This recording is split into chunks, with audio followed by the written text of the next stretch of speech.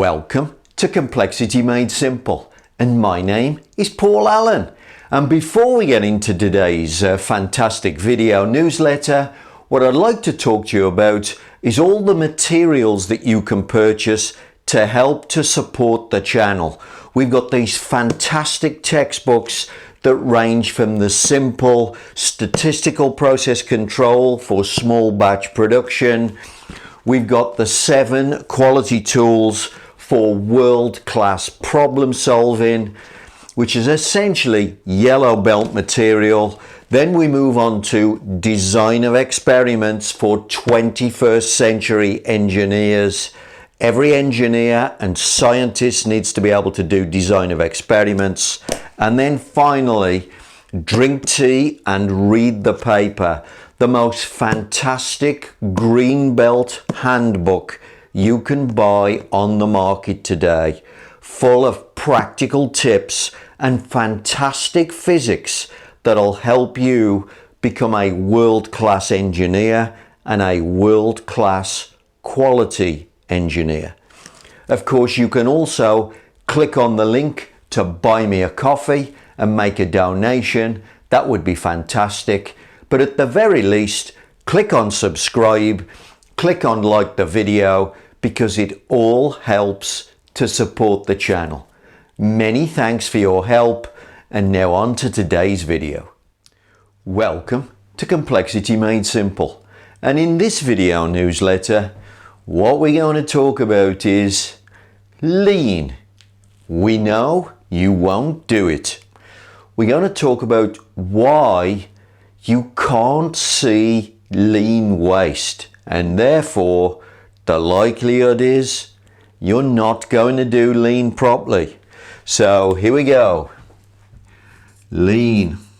The quote is, we know you won't do it. Where does that quote come from? Well, it comes from about 1985, when the Japanese car manufacturers went over to America to speak to Ford, Chrysler and General Motors to talk to them about why they were far more productive and how they achieved it.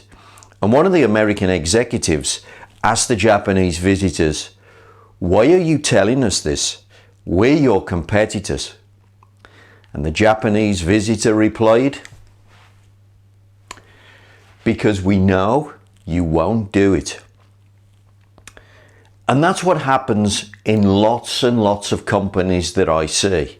Despite the fact that they say, "Come to our site, teach us lean," then they often just don't do it. So let's take a look at why that is. And it's all about being able to see where waste sits in your company.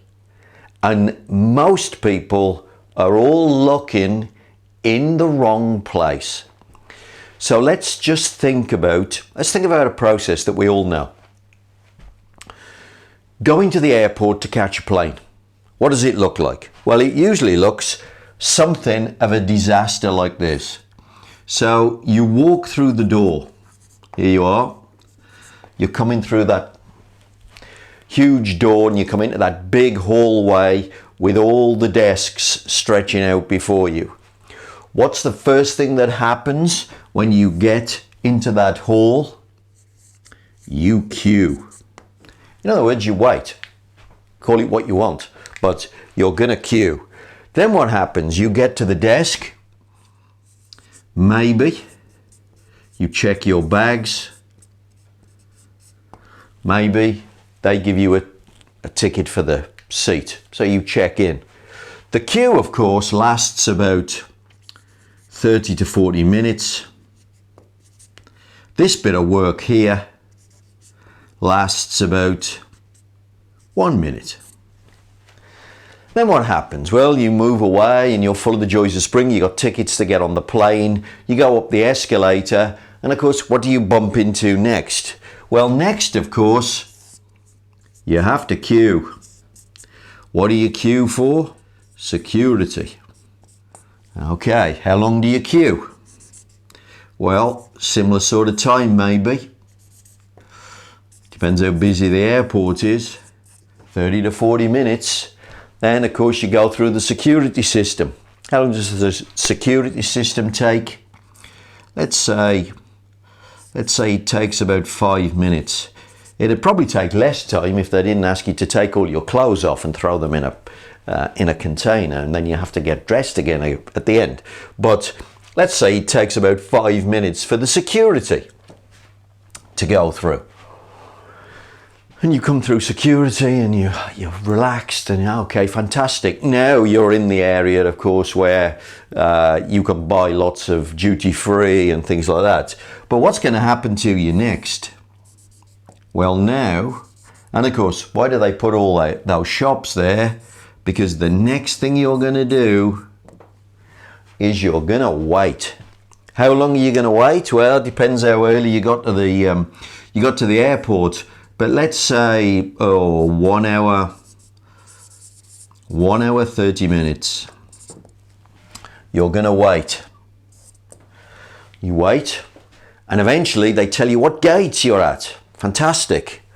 Now, I mean, I'm just going to call that information because that information almost appears instantaneously. It's almost something you can't measure. You just look at the board and you see what's going on. Then what do? Well, of course, you walk to the gate. And when you get to the gate, what happens?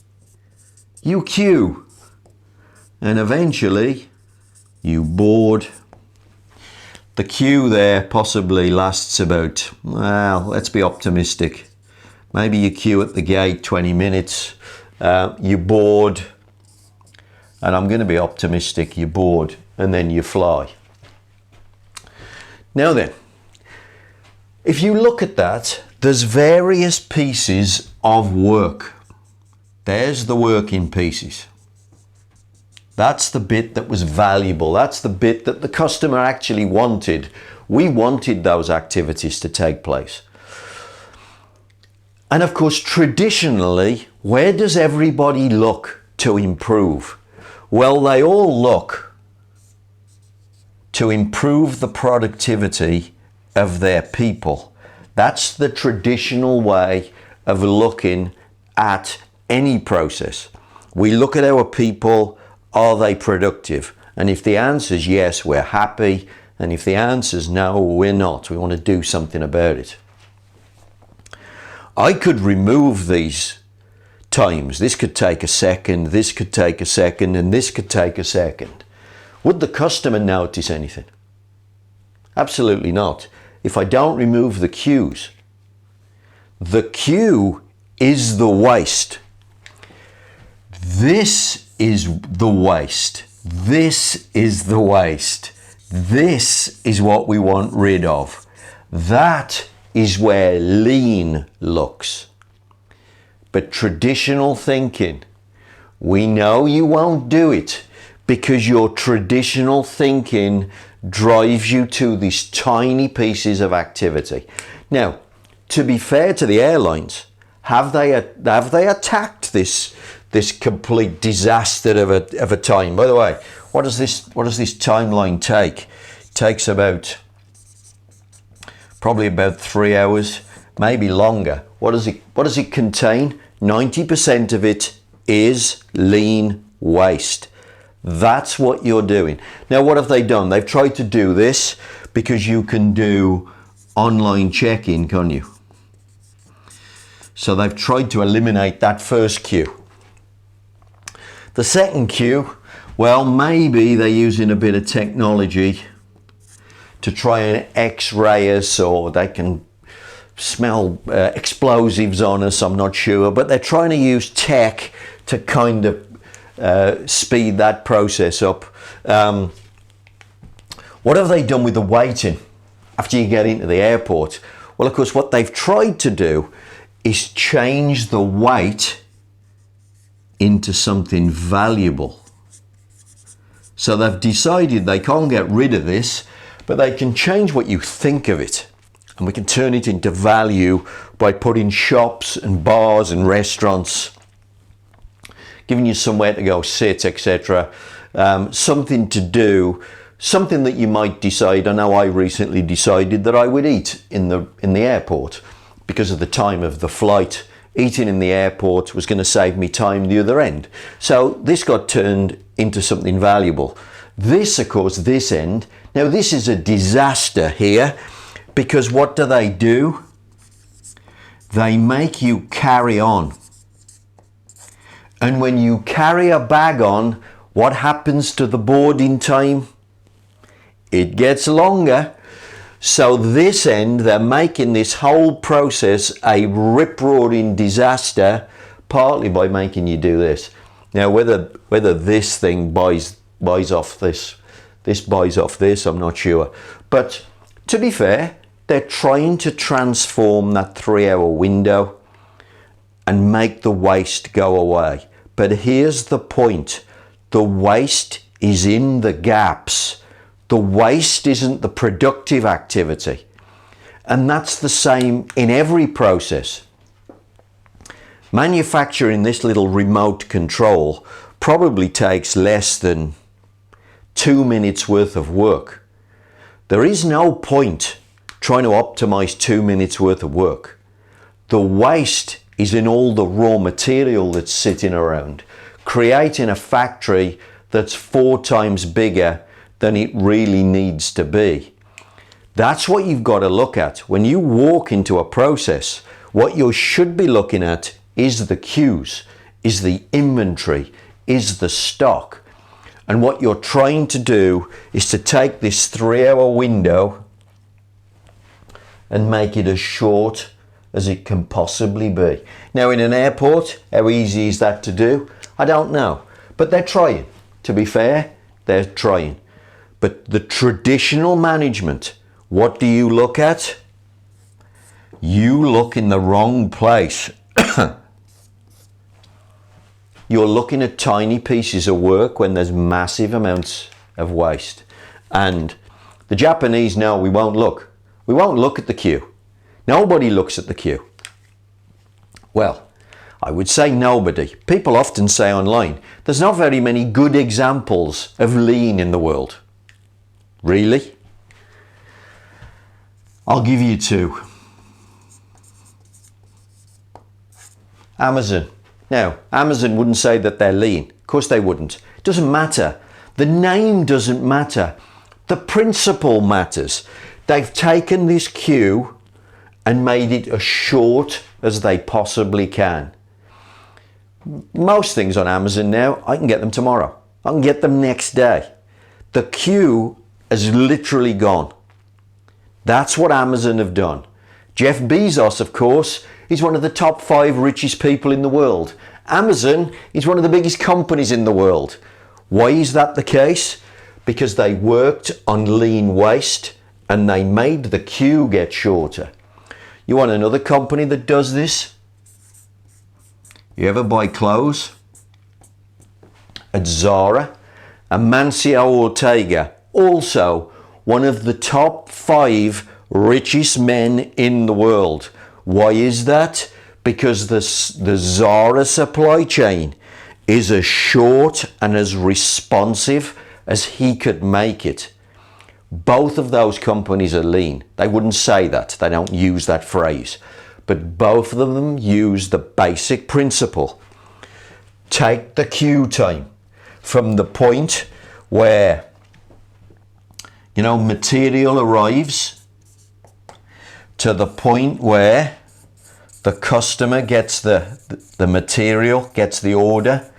Take the queue time and make it as short as possible. And if you do that in any company, you will simply take over the world like these 2 businesses here. But you know what? In most businesses, unfortunately, we know you won't do it because you don't know where the waste is.